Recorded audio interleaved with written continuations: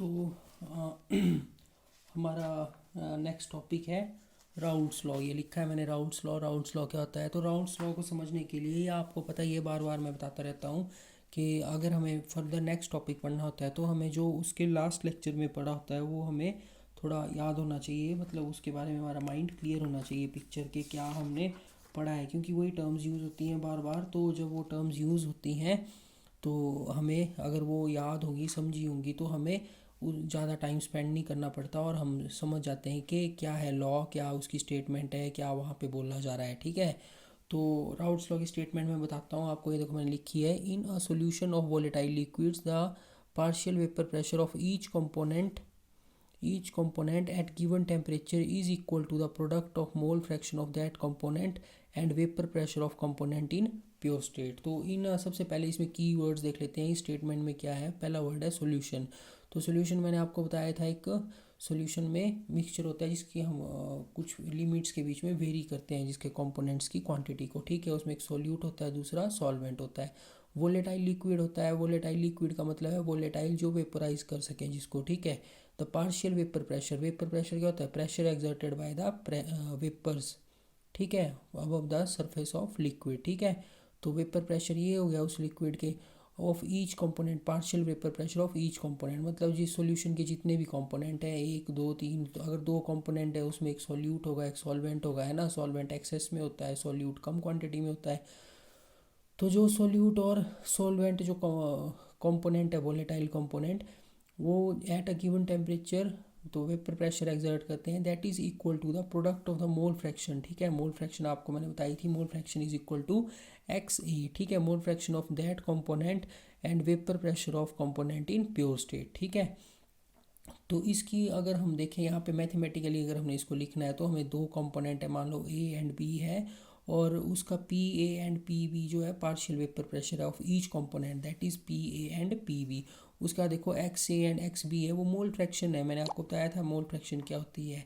उसके बाद P not a and P not be है, दैट इज़ प्योर कंपोनेंट का वेपर प्रेशर है। ठीक है, तो मैथमेटिकल स्टेटमेंट क्या बोलती है? वेपर प्रेशर, और क्या बोलता है? Vapour pressure of each component is equal to the क्या है? Product of the mole fraction of that component and the vapour pressure of component in pure state. देखो, partial vapor pressure of each component is equal to the product of the mole fraction and vapor pressure of that pure component। ठीक है, in pure state। ठीक है, तो P A is equal to P not a x A, P B is equal to P not be X B. ठीक है, तो total vapour pressure किसके बराबर हो गया? P is equal to P not a x A plus P not be X B. ठीक है, तो इसको हम बोल सकते हैं टोटल वेपर प्रेशर। ये Dalton's law of vapour pressure जो है वो इसकी स्टेटमेंट है। ठीक है, तो उसके बाद नेक्स्ट है इसमें कि ये जो है एप्लीकेबल कहाँ पे है?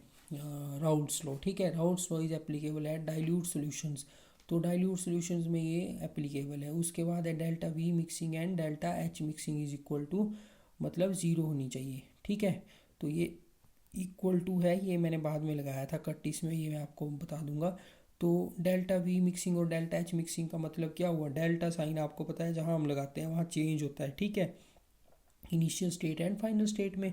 तो इनिशियल स्टेट हुई मतलब आपके पास दो कंपोनेंट है इसके, जैसे मान लो दो कंपोनेंट है ए और बी है। ठीक है, तो ए और बी को जब आपने मिक्स किया तो मिक्स करने के बाद फाइनल स्टेट बन गई। ठीक है, तो मान लो आपने 5 ml ऑफ ए लिया और 5 ml ऑफ ई बी लिया, तो टोटल आपका जो वॉल्यूम बना दैट इज़ 10 ml, है ना। इनिशियली भी आपके पास 10 ml था दोनों कंपोनेंट्स का, तो मतलब डेल्टा वी मिक्सिंग जो चेंज है वो that is equal to zero. ना तो वो 9 ml हुआ ना 11 हुआ, मतलब अदर देन 10 ml कोई वैल्यू नहीं आई, सेम रहा वॉल्यूम, तो उसको लेंगे delta V mixing is equal to zero. उसी तरह delta H mixing is equal to zero. Delta H mixing क्या हुआ? Enthalpy change on mixing. Enthalpy क्या होती है? अमाउंट ऑफ हीट इवॉल्व और एब्जॉर्ब, है ना। तो एंथैल्पी चेंज ये आ गया। तो ये भी मतलब अगर आपने मान लो एंथैल्पी कोई चेंज नहीं आया, जैसे पहले उसकी एंथैल्पी 10 यूनिट्स थी और आफ्टर मिक्सिंग भी उसकी एंथैल्पी 10 यूनिट्स ही रही, तो कोई चेंज नहीं आया एंथैल्पी में। ठीक है, तो ये दोनों क्वांटिटी उसमें क्या होनी चाहिए? That should be equal to zero. Delta V mixing as well as delta H mixing must be equal to zero.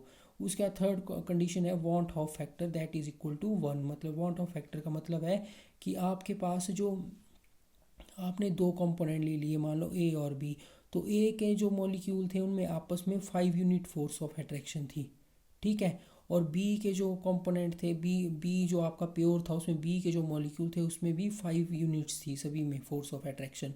तो मतलब जो इनकी जो जब आपने इनको मिक्स कर दिया तो मिक्स करने के बाद भी जो मतलब फोर्स ऑफ अट्रैक्शन है वो 5 यूनिट्स ही रही, ठीक है। तो उसको बोलते हैं मतलब ना एसोसिएशन हुई मॉलिक्यूल में ना डिसोसिएशन हुई, वो सेम ही रहा उनमें फोर्स ऑफ अट्रैक्शन। तो उसको बोलेंगे कि वॉन्ट ऑफ फैक्टर क्या रहा, 1 ही रहा, नीदर एसोसिएशन हुई नॉर डिसोसिएशन हुई। तो ये क्या होता है, इसको मतलब ये 3 फैक्टर जो है राउल्ट्स लॉ के फेवरेबल है, ठीक है। तो अगर ये सॉल्यूशन फॉलो करेगा तो इसको बोलेंगे राउल्ट्स लॉ, अगर नहीं करेगा तो वो लिमिटेशन बोलेंगे राउल्ट्स लॉ की, है ना। तो उसके बाद नेक्स्ट है आइडियल सॉल्यूशन क्या होते हैं। आइडियल सॉल्यूशन क्या होते हैं, तो आइडियल सॉल्यूशन वो सॉल्यूशन होते हैं that obeys the Raoult's law at all concentration and all temperature, ठीक है। तो राउल्ट्स लॉ ओबे करने का मतलब है कि ये सारी कंडीशंस फुलफिल होनी चाहिए। तो फिर से वही dilute solution, delta V mixing delta H mixing must be equal to 0, van't Hoff factor must be equal to 0 और force of attraction should be same, ठीक है। तो ये हुआ इसका क्या हुआ मतलब राउल्ट्स लॉ, है ना।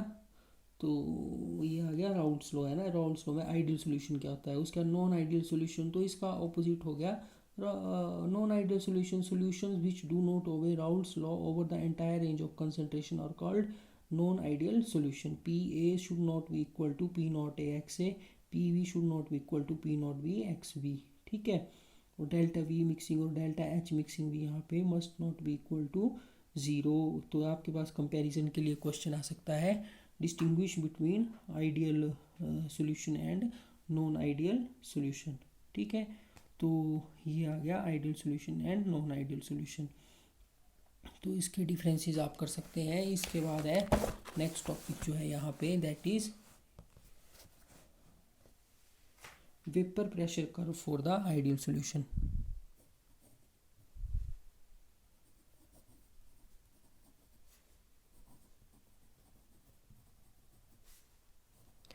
वेपर प्रेशर कर्व फॉर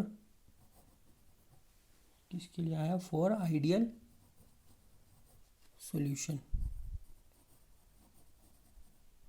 तो बोलने का मतलब है कि आइडियल सॉल्यूशन के लिए जो हम वेपर प्रेशर कर्व बनाएंगे वो कैसा आएगा, ठीक है। तो इसके लिए सबसे पहले आपको देखते हैं राउल्ट्स लॉ की स्टेटमेंट क्या बोलती है। तो राउल्ट्स लॉ क्या बोलता है, for an ideal binary solution of volatile liquid A and B the total vapour pressure of the solution is the sum of the partial pressures of two component. According to Raoult's law, the partial vapor pressure of component A and B of a solution is given as, तो वही इसकी statement लिख देते हैं Raoult's law की फिर से, P A is equal to P not a x A, P B is equal to P not be X B. तो ये इसकी स्टेटमेंट आएगी। फिर X A and X B are the mole fraction of the constituents A and B in liquid phase and P naught A and P naught B are their vapor pressure of pure A and B respectively. Therefore, the vapor pressure of the component are linear functions of their mole fractions. ठीक है। So where XA is equal to 1, the liquid is pure A. ठीक है। And when XA is equal to 0, the liquid is pure B. तो बोलने का मतलब है कि जब हम बोलते हैं XA is equal to 1 तो क्या हो जाएगा, X A is equal to 1 होगा तो क्या होगा, P A is equal to P not A. तो इसका मतलब हुआ when liquid is pure A, क्योंकि प्योर ए है ना, ये मिक्सचर है, ये प्योर लिक्विड का वेपर प्रेशर है, तो दोनों सेम हो गए। और जब X A is equal to 0 हो गया, मोल फ्रैक्शन 0 हो गई एक्स की, तो क्या हो गया, पी ए जो है दैट बिकम्स इक्वल टू 0, ठीक है। तो उसका मतलब हुआ लिक्विड इज प्योर बी, ठीक है। क्यों, क्योंकि पी टोटल वेपर प्रेशर क्या होता है, पी मैंने आपको बताया था पी ए प्लस पी बी, है ना। तो ए की अगर ये पी ए 0 हो गया तो पी किसके बराबर बन गया, पी बी के बराबर बन गया, ठीक है। तो प्योर बी है यहाँ पे लिक्विड, क्योंकि इसी का वेपर प्रेशर है यहाँ पे और कुछ है ही नहीं। तो बोलने का मतलब है, तो plot of P a against x a should give a straight line passing through P not A and 0। तो अगर हम इसका डायग्राम बनाएंगे तो हमें पता चलेगा, यहाँ पे हम एक्सप्लेन कर सकते हैं, ठीक है। तो डायग्राम बनाते हैं।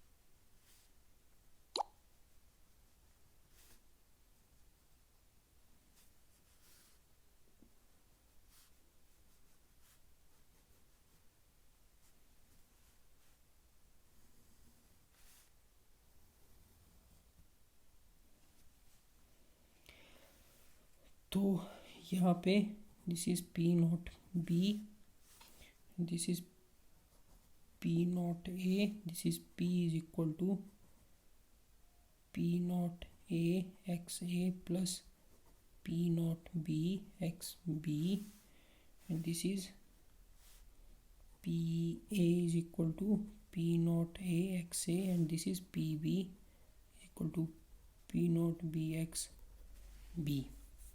ठीक है, तो अब देखा जाए यहाँ पे दिस इज मोल फ्रैक्शन,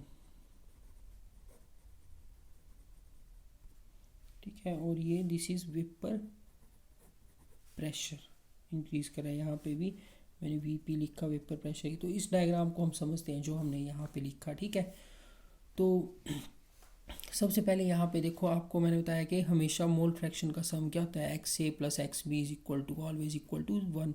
अगर एक्स सी हो, 3 कंपोनेंट हो, तो x A plus x b plus x c is equal to 1।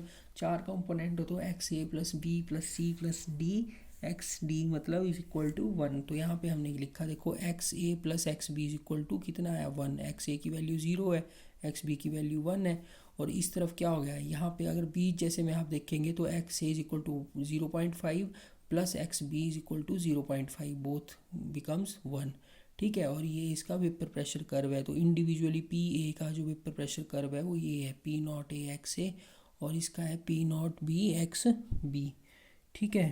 तो यहाँ पे इसका कॉम्पोजिट जो कर्व है, जो डाल्टन लॉ है, according to that p A is equal to दोनों का sum p A plus P b, that p not a x A p not x b. और पी नॉट एक्स ए कहाँ से आया, that comes from the Raoult's law. तो इसमें देखा जाए तो अभी हमने बोला कि plot of x p a against x a should give a straight line passing through. वो कहाँ से हमें पता चला, पी अगर हम पी ए अगेंस्ट एक्स ए करेंगे तो वो हमारे पास क्या आनी चाहिए, स्ट्रेट लाइन आनी चाहिए, पी ए अगेंस्ट एक्स ए, ठीक है, P a against x a. तो वो हमारे पास यहाँ पे क्या आई, स्ट्रेट लाइन आई, देखो, है ना। तो कर्व से हमें क्या पता चलता है, it is clear from the curve that when the liquid is pure that is x A is equal to 1, ठीक है, its vapour pressure is equal to P not a, है ना। तो जैसे p A is equal to P not a x a, तो x ए की value जब pure है, लिक्विड प्योर है, प्योर का मतलब है उसमें दूसरा कंपोनेंट है ही नहीं, है ना, एक्स बी। तो एक्स बी 0 है, तो एक्स ए की वैल्यू कितनी आ गई 1। एक्स ए की वैल्यू हम यहाँ पुट करेंगे तो हमारे पास क्या गया, P A is equal to P not A, ठीक है। तो वही मैंने यहाँ पे किया था, देखो एक्स की वैल्यू 1 की थी, तो equal to P not A, ठीक है। तो इसका पता चल रहा है हमें लाइन 1 से, है ना।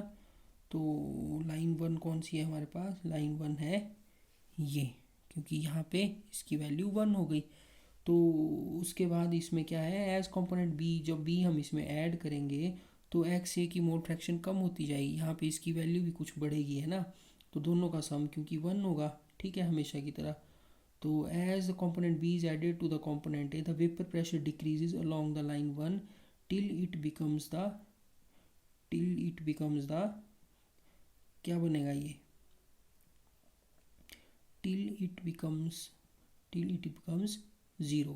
कैसे, अब ये देखो यहाँ पे P नॉट ए था इसका वेपर प्रेशर, किसका, जब एक्स ए की वैल्यू 1 थी, ये देखो एक्स ए की वैल्यू ये थी, तो जो वेपर प्रेशर था वो प्योर के कंपोनेंट का बराबर था, किसके, जो कंपोनेंट्स हैं उसमें, है ना।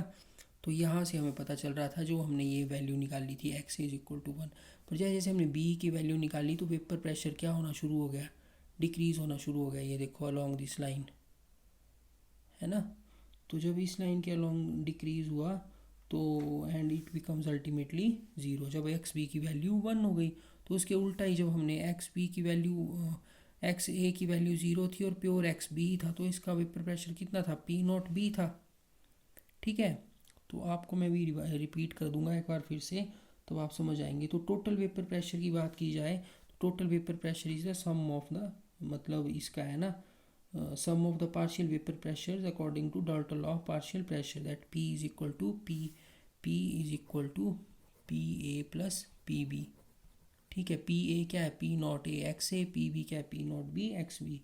तो वो हमने जब यहाँ लिखा तो उसकी वैल्यू कितनी आई, ये P is equal to P A plus P B, इसको फर्दर एक्सपेंड करके लिखते हैं P not a x A plus P not be X B, है ना।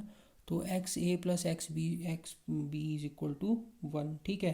तो एक्स बी की वैल्यू क्या होगी यहाँ पे, x B is equal to 1 minus x ए, ठीक है। तो यहाँ पुट कर देंगे उस वैल्यू को, p is equal to P not a x A plus P not b 1 minus x ए, ठीक है। और इसको जब आप सॉल्व करोगे तो ये आएगा आपके पास p not b plus P not a minus p not be x ए, ठीक है। और